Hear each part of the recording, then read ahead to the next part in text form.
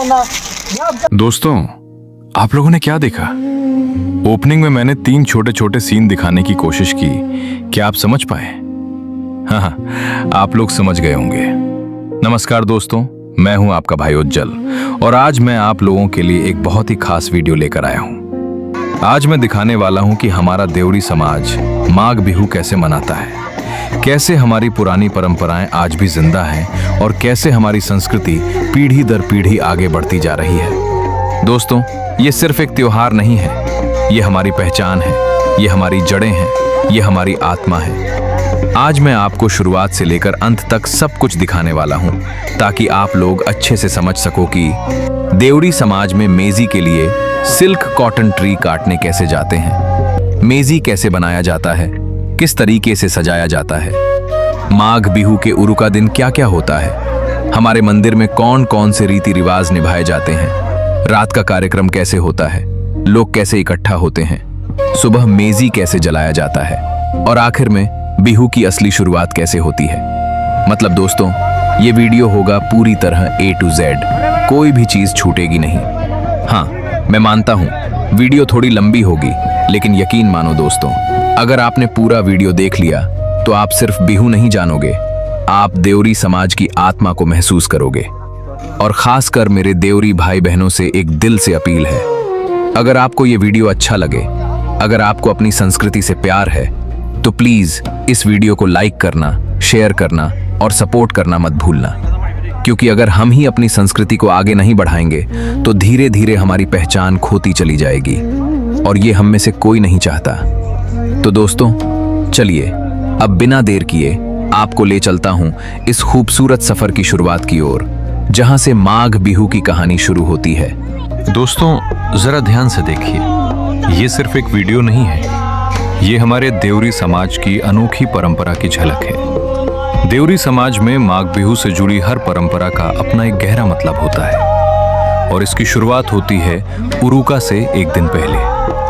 दोस्तों, उरुका से एक दिन पहले ही हमारे समाज के लोग मेजी के लिए सिल्क कॉटन ट्री काटने रात के समय जाते हैं। ये काम दिन में नहीं, बल्कि रात के अंधेरे में पूरे जोश और उमंग के साथ किया जाता है। जब लोग सेमल का पेड़ काटने जाते हैं तो माहौल बिल्कुल अलग ही होता है। ढोल की आवाज, गीतों की गूंज और दिलों में उत्साह। लोग ढोल बजाते हुए, गीत गाते हुए, झूमते हुए जंगल की ओर निकलते हैं।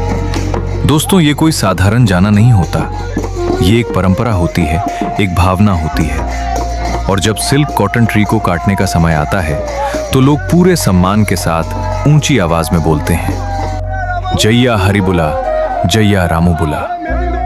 इन पवित्र शब्दों के साथ ही पेड़ को काटा जाता है, बिल्कुल उसी तरह जैसे हमारे पूर्वज करते आए हैं। देवरी समाज में बिहू को बिसु कहा जाता है और यही बिसु हमारे दिलों में बसता है।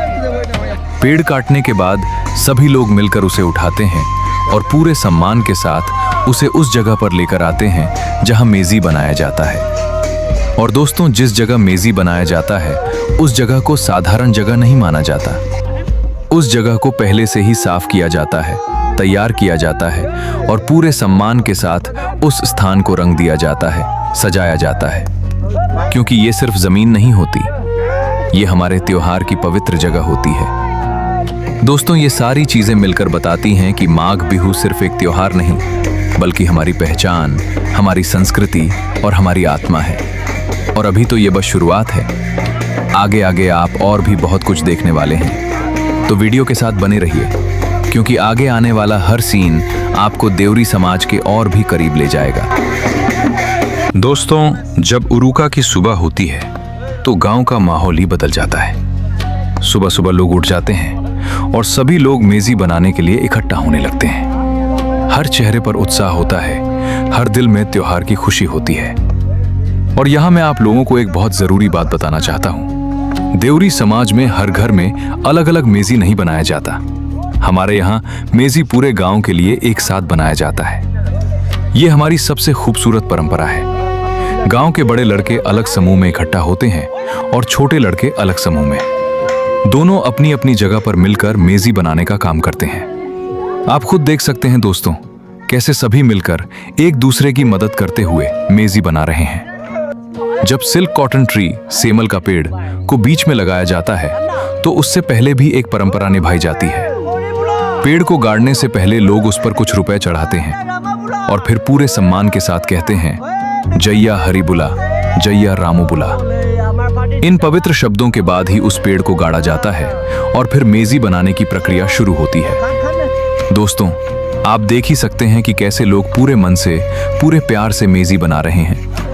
हर कोई अपनी तरफ से सिल्क कॉटन ट्री, लकड़ियां, घास, बांस, जो भी हो सके लेकर आता है। लेकिन दोस्तों, आजकल कुछ चीजें बदलती जा रही हैं। कुछ लोग परंपरा को भूलते जा रहे हैं और ऐसा होना बिल्कुल सही नहीं है। हमारी ये परंपराएं हमारे पूर्वजों की देन है, हमारी पहचान है और इन्हें जिंदा रखना हमारी जिम्मेदारी है। अगर हम ही अपनी परंपरा को नहीं बचाएंगे तो आने वाली पीढ़ी इसे कैसे जानेगी। और देखिए दोस्तों, जब सब लोग मिलकर एक साथ मेजी बनाते हैं तो वो सिर्फ लकड़ियां नहीं जोड़ते, वो दिलों को जोड़ते हैं। यही है हमारी एकता, यही है देवड़ी समाज की ताकत। और ये तो अभी सिर्फ शुरुआत है, आगे आपको और भी बहुत कुछ देखने को मिलेगा। तो वीडियो के साथ बने रहिए, क्योंकि हर अगला सीन आपको हमारी संस्कृति के और भी करीब ले जाएगा। दोस्तों, जब उरुका का दिन आता है तो देवरी समाज में उस दिन का अपना एक अलग ही महत्व होता है। देवरी समाज में मंदिर को देरगोर कहा जाता है और उरुका के दिन की शुरुआत होती है देरगोर की सफाई से।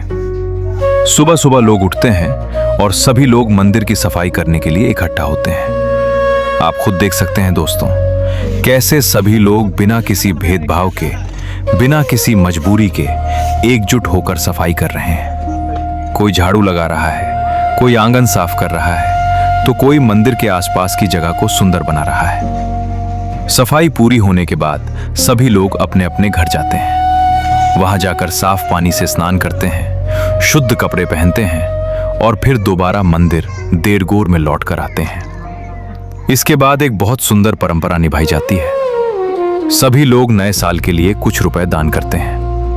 ये दान इसलिए दिया जाता है ताकि मंदिर के कामों में मदद हो सके और समाज के विकास में सहयोग मिल सके। फिर मंदिर में सभी लोग एक साथ खड़े होकर भगवान के सामने हाथ जोड़कर आशीर्वाद लेते हैं। उस समय जो शांति मिलती है, जो सुकून मिलता है, वो शब्दों में बयान करना मुश्किल है दोस्तों।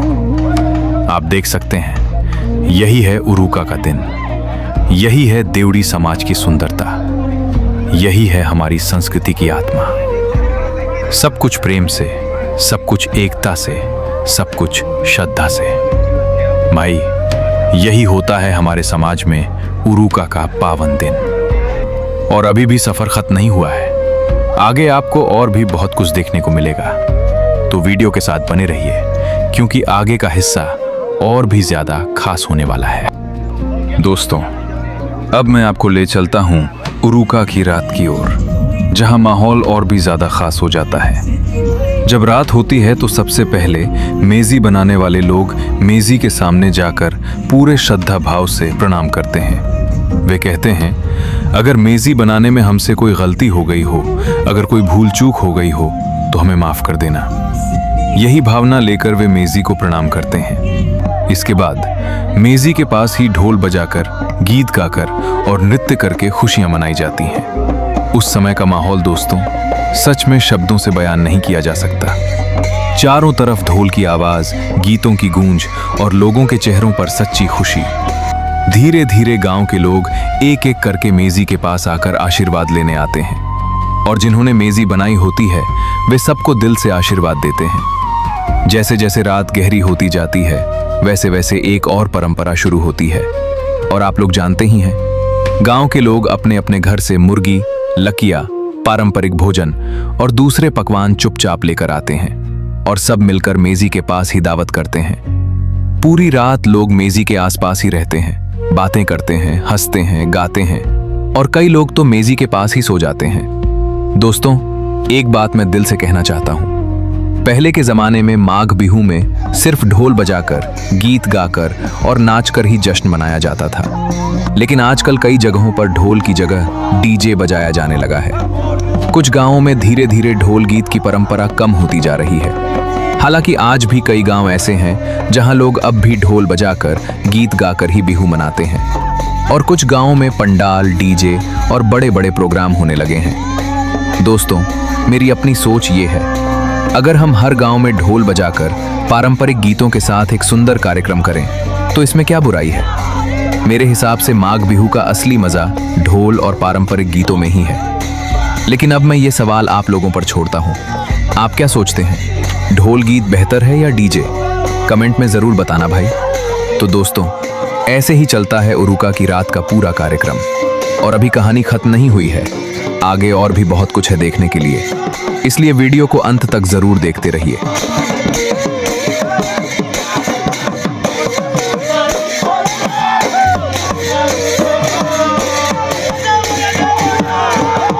दोस्तों, जब सुबह होती है तो पूरे गांव में एक अलग ही पवित्र माहौल बन जाता है। सब लोग उठ जाते हैं और सभी लोग मेजी जलाने की तैयारी करने लगते हैं। लेकिन दोस्तों, मेजी जलाना भी कोई साधारण काम नहीं है। इसके पीछे भी हमारी एक गहरी परंपरा छुपी हुई है। मेजी जलाने के लिए दो भाई, दो पुरुष चुने जाते हैं। सबसे पहले वे दोनों पवित्र पानी से स्नान करते हैं, शरीर और मन को शुद्ध करते हैं।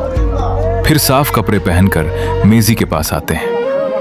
इसके बाद हमारी पुरानी परंपरा निभाई जाती है। वे दोनों सबसे पहले मेजी के सामने प्रणाम करते हैं, श्रद्धा से सिर झुकाते हैं। फिर मेजी जलाने के लिए दो अलग अलग लकड़ियां ली जाती हैं और उन्हें मिलाकर अग्नि तैयार की जाती है। लेकिन जलाने से पहले भी एक बहुत खास रीत निभाई जाती है। वे दोनों मेजी के चारों ओर 3 चक्कर लगाते हैं। फिर पूरे विश्वास और श्रद्धा के साथ ऊंची आवाज में कहते हैं, जैया हरि बुला, जैया रामू बुला। और उसके बाद ही मेजी को आग दिखाई जाती है। दोस्तों, यही वो पल होता है जब पूरा गांव शांत हो जाता है। हर कोई उस आग को देखता है पूरे विश्वास, पूरी आस्था और पूरे सम्मान के साथ। आप खुद देख सकते हैं कैसे मेजी जलती है, कैसे लपटें आसमान की ओर उठती हैं और कैसे लोगों की आंखों में श्रद्धा और उम्मीद चमकती है। यही है हमारे देवरी समाज की परंपरा। यही है माघ बिहू की असली शुरुआत। और यही वो पल है जहां से नया साल, नई उम्मीदें और नई शुरुआत जन्म लेती है।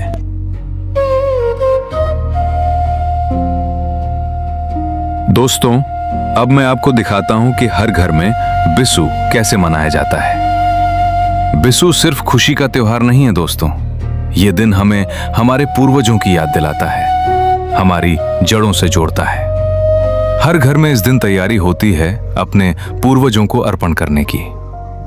हमारे जो लोग अब इस दुनिया में नहीं रहे, दादा, दादी, माँ, भाई, बहन, जो हमसे बिछड़ चुके हैं लेकिन आज भी हमारे दिलों में बसे हुए हैं, उन्हीं पूर्वजों के लिए हर घर में एक मुर्गी चढ़ाई जाती है, मछली अर्पण की जाती है और साथ में दिया जाता है असूता और मेरकू।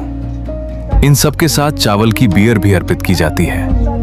फिर पूरे श्रद्धा भाव से पूर्वजों का नाम लेकर ये सब चीजें धरती को अर्पित की जाती हैं। इसके बाद घर के अंदर भी सब लोग मिलकर इन्हीं चीजों को बांटते हैं। घर के बुजुर्गों को बुलाया जाता है और फिर एक बार फिर से पूजा की जाती है।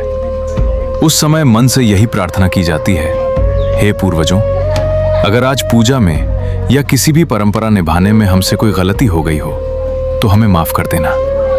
दोस्तों, यही है देवरी बिसु की असली भावना। ये परंपरा हमारे पूर्वजों से चली आ रही है और आज भी हम उसी श्रद्धा और सम्मान के साथ इसे निभाते आ रहे हैं। यही है हमारी पहचान, यही है हमारी संस्कृति, यही है देवरी समाज का बिसु। दोस्तों, अब जरा सोचिए, पार्ट 1 में आपने क्या देखा? क्या आपको समझ आया कि ये वीडियो सिर्फ दिखावा नहीं बल्कि हमारी संस्कृति को दिखाने की कोशिश है? पार्ट 2 में आपने देखा कि कैसे रात में ढोल गीत गाते हुए सिल्क कॉटन ट्री काटने जाया जाता है। क्या आपने महसूस किया उस परंपरा की ताकत? पार्ट 3 में आपने देखा कैसे पूरा गांव एकजुट होकर मेजी बनाता है। क्या आज के जमाने में ऐसी एकता हर जगह बची है? पार्ट 4 में आपने देखा कैसे मंदिर, देरगोर की सफाई होती है, कैसे सब लोग मिलकर दान करते हैं और भगवान से आशीर्वाद लेते हैं। क्या यही हमारी सच्ची संस्कृति नहीं है? पार्ट 5 में आपने देखा उरुका की रात, ढोल, गीत, नाच, आशीर्वाद। और फिर सवाल उठता है, डीजे सही है या ढोल गीत ज्यादा अच्छा है? पार्ट 6 में आपने देखा मेजी जलाने की पवित्र परंपरा, 3 चक्कर, प्रणाम, जैया हरि बुला, जैया रामू बुला। क्या ये सब देखकर दिल नहीं भर आया? पार्ट 7 में आपने देखा हर घर में पूर्वजों को याद करना, धरती को अर्पण करना, माफी मांगना। क्या आज भी इतनी गहरी भावना कहीं देखने को मिलती है? दोस्तों, ये सब दिखाने का मेरा सिर्फ एक ही मकसद है कि दुनिया जाने देवड़ी समाज भी एक अलग पहचान है। हमारी संस्कृति भी अनमोल है, हमारी परंपराएं भी सम्मान के लायक हैं। आप लोग अगर इस वीडियो को सोच समझ कर देखें, दिल से महसूस करें और आगे शेयर करें तो यकीन मानिए देवड़ी संस्कृति जिंदा रहेगी, आगे बढ़ेगी। और हाँ भाई, अगर आप चाहते हो कि मैं ऐसे ही और वीडियो लाता रहूं तो कमेंट में जरूर बताना, क्योंकि अगर कमेंट नहीं आया तो वीडियो भी शायद नहीं आएगी। दोस्तों, ऐसी ही वीडियो आगे भी आती रहेगी, बस आप सबका प्यार और सपोर्ट चाहिए। और हाँ, फेसबुक पेज को फॉलो करना मत भूलना, नहीं तो अगला वीडियो आपको दिखाई भी नहीं देगा। दिल से धन्यवाद उन सभी लोगों को जिन्होंने पूरा वीडियो अंत तक देखा। Thank you so much.